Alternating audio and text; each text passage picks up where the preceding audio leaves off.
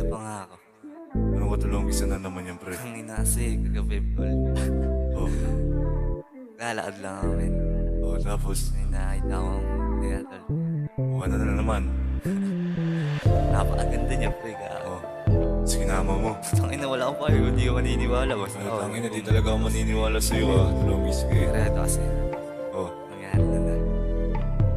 Nausap ko siya. Tapos, isang gabi, nakilala ko tong shorty sa tabi. Para may inaabangan si ate at di siya maambante. Agad ko na siyang nilapitan para kausapin, ngunit napatigil na makita ang dalaga sa malapitan. Ako ay napagkadem, sabay banat ng hey.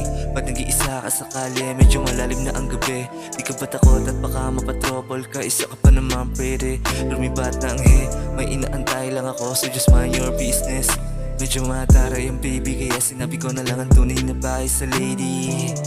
Look, wag mo akong igaya sa mga tigang na lalaki. Di ako tulad ng iba at gusto ko lamang na pagkaanin iyong sarili. Gusto lukso nyo, mukhang mabigat yung problem at di nakakausapin. Parang need mo ng drink, ako naantay at ikwento mo ang iyong parabula. She a fine shawty with a streetwear, fine na Pilipina, parang Latina, kanyang datingan na di malaman rason kung bakit nakakit ang binata. Sa isang malungkot na gabi, ikaw katabi hanggang mag-umaga. Ang daming pasakali na shouty, pero sumama pa rin siya sa club. Walking distance lang naman na nearest na bar dito sa may Trinidad.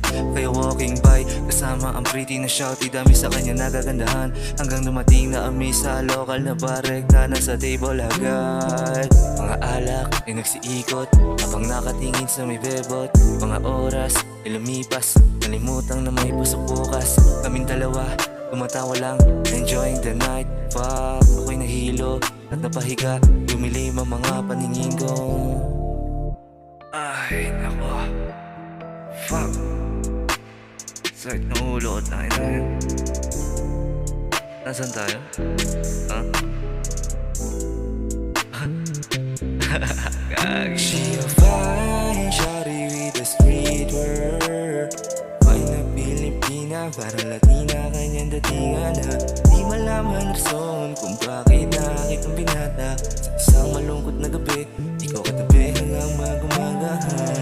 Nagising ako, nasa hotel na kami, ano to ba?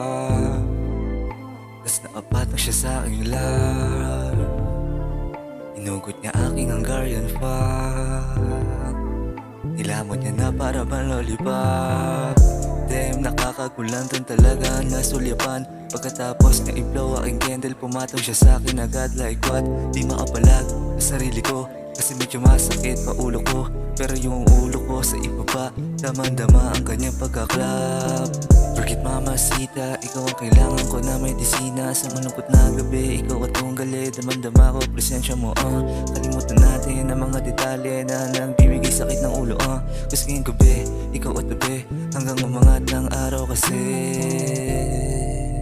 Alam kong ngayon lang tayo nagkakilala, pero I'm still thankful na nakasama ito sa gabi na yan. Wala na akong ibang matakbuhan, lalo na sa mga shits ko that time. Pero na nakita kita, parang nag-iba talaga mundo ko.